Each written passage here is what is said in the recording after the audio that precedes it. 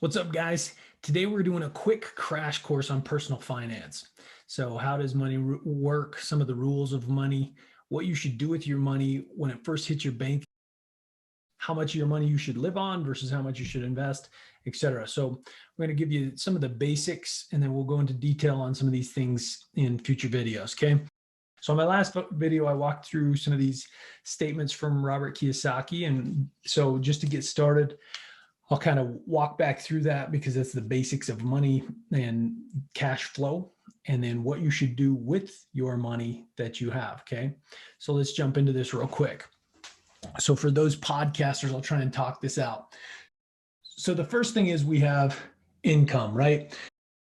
So if you're like most people, you have a 9 to 5 job and that turns into income for you. And then you take that income and you use that to pay your expenses, which means it goes out of your pocket, right? And we all have that to some degree. Now, down here, we have a balance statement. So on the left side, we have assets, and on the right side, we have liabilities. So assets are things that put money in your pocket, okay? So the more assets you have, the more income you're gonna have. Now, hopefully these assets are things that you don't have to spend much time on, like stock investments, for example, or real estate where you have rental properties and they're putting money in your pocket. So that's income. Then you can use that money to pay your expenses. In the balance sheet, the left side is assets, the right side is liabilities. Liabilities turn into expenses, okay? So you want to have obviously more assets and less liabilities, right? Fewer liabilities. So that's the basic cash flow. So as you utilize your 9 to 5 as income, we want to make sure we transition enough of this down into assets that our income continues to grow. And one day we will no longer be reliant upon a 9 to 5. Okay. So now I want to talk to you about what you do with this income in order to have more assets and be able to separate your time and energy from your income. Okay. So what you do with your income, so this is a very basic rule for income, right? The 70% rule. So you're basically going to use 70% of your money for all your living expenses, right? None of us get away without spending money on our lives. We all eat, we all need somewhere to sleep, we all drive cars and need gas or transportation, bus tickets, airline, whatever. So there's just a lot that we need to spend money on, plus entertainment, right? We like to go out and have fun with people and create memories with one another. So all that falls into the living expenses. That's 70% of your money. So 9 to 5 turns into X amount of dollars. You get to spend 70% of it on all the bills you have to pay, the necessities of life, and the fun you're going to have right now and in the near future. 30% of your money is automatically, the day you get it or on a specific schedule, going to investments, savings, and charity. The investments, so savings is not going to be a very large portion of your money. And in fact, as soon as you hit a certain status or a certain number, you'll basically stop adding to that. You're going to add to investments basically your whole life. And that's going to be the main thing that separates you from your 9 to 5. At some point, these investments will be big enough to pay for these living expenses and then some. And that's when you're free. And then charity. Generous people are attractive people. They're happy people. When you read books about what brings people real joy, it's not really having money that brings you joy. After your needs are met, there's not a lot of exponential, return on joy for making more money. However, there are certain things that money can provide that do bring joy. One is doing good for other people, contributing to your community and other people that are in need. Number 2 is creating memorable experiences with your loved ones. So those are 2 ways that you'll eventually get to use your money to bring yourself joy and satisfaction in life.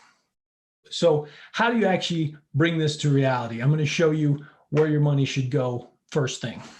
Okay, so as soon as your money hits your bank account, it needs to have designated locations to go. Now, you may have heard things like the envelope method or whatever, where you put a certain amount of cash in every envelope and it's designated for like groceries, car, like gas, entertainment, eating out, whatever. Um, this is essentially that, but we live in a digital world, and it's much more easy to track everything and keep track of everything on your in your digital forms, right? So on online banking and things like that through your apps. So as soon as your money hits your paycheck, it's going to immediately go to several places. Now, I recommend you have at least these 4 bank accounts or accounts, because this one's not necessarily a bank. So hit your checking account. A certain amount of it's going to trickle into your emergency fund. Now, you need to get an emergency fund of at least $1,000 to start with, but ideally, you're really looking to get 3 to 6 months of living expenses. Number 2 is investments. This is the primary thing that's going to improve your lifestyle, um, allow you to disconnect from your 9 to 5 job. It's going to give you freedom of choice and luxury and things like that. So investments, this is critical. And you have to realize that your life is not going to get cheaper at the end of your life. In fact, from someone who works in healthcare, I've got a lot of experience with the end of life, and expenses are through the roof. So you want to make sure that you're setting yourself up to be able to take care of yourself and others, right? So investments, this is massive. You are going to want to put 15% of your income into here basically forever. I do 20%. I enjoy that stuff. I'm in a hurry to get that built up quickly, so I do 20%, but you need to do at least 15% of your income into those investments. I don't really care what kind of investments you do. I think the data shows that it's not necessarily how good you are at investing, but whether or not you do it. So you can go through mutual funds, your employer 401k, Roth IRA, whatever you want. You can buy ETFs, you can pick stock, you can do real estate. There are a lot of methods to investing, and they all work quite well. The big thing is, are you doing them? A lot of people just are too lazy or too scared, too gun shy. I don't know enough, whatever. If you're not interested in getting to know it, pay someone to do it for you. If you are interested in it, there's a lot of fun to be had doing it. Either way, you got to get in. That's the bottom line. You got to get in. And then lastly is memories. What I said earlier, there's a few things that money can do to create joy in your life. And one is memories. I think you need to have a fund that allows you to create lasting memories with people you love, within your budget. And so that's what that money is for. Obviously, the more money that you've got in other places, the more you can dedicate here. The less you have, the less you're going to do, but you need to have a little budget for it. Now, I actually would break this down further. I would have more like 7, maybe even 10 bank accounts. So this is the one you're spending all your primary expenses are coming out of your checking account.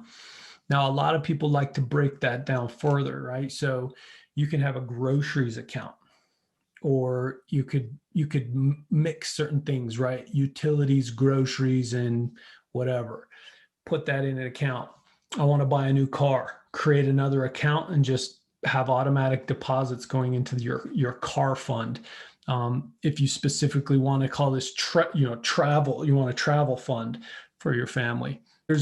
There are a lot of reasons. If you have small businesses or things like that, you may want more accounts so that you can designate money to those accounts, and then you know exactly how much money you have at any given time to spend on any given category in your life.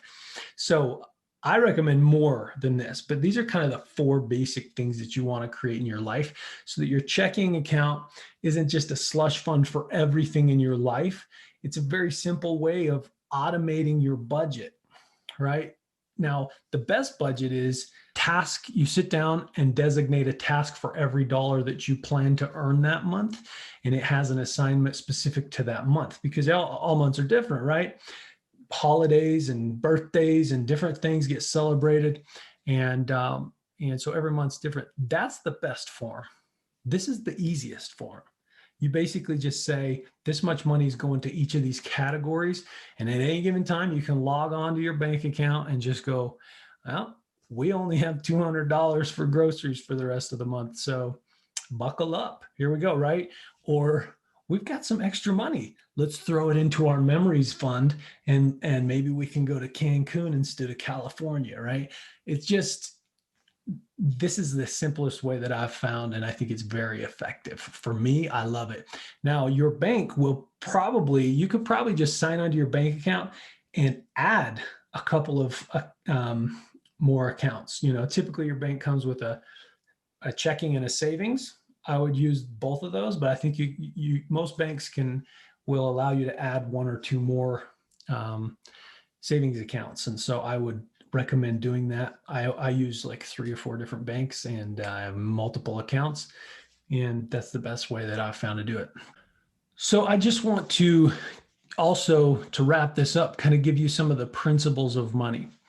Now, first of all, the biggest thing that you have to make yourself wealthy is your income.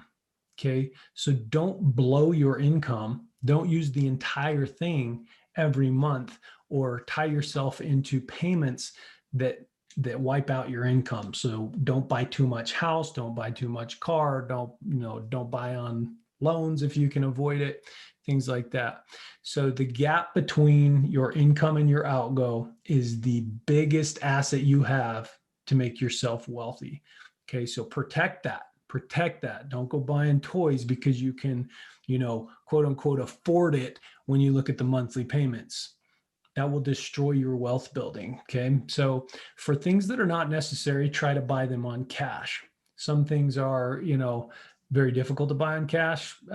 Houses are extremely pricey, or you're buying investment properties. Of course, you may not put the entire thing down, but the general rule for toys and non-necessity items, you buy them cash, because interest will bind you or set you free. So if you owe interest, you will continually be bound to pay those payments, and it will suck the money out of your income, right?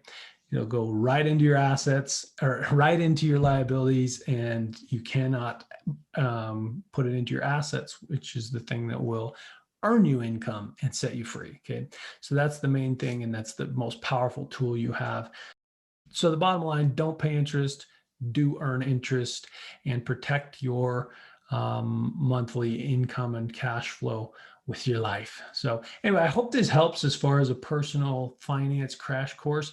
If you found it valuable, please hit the like, subscribe, share the video so that I can reach more people and hopefully help more people. So I appreciate you guys listening and watching, and I'll catch you on the next one.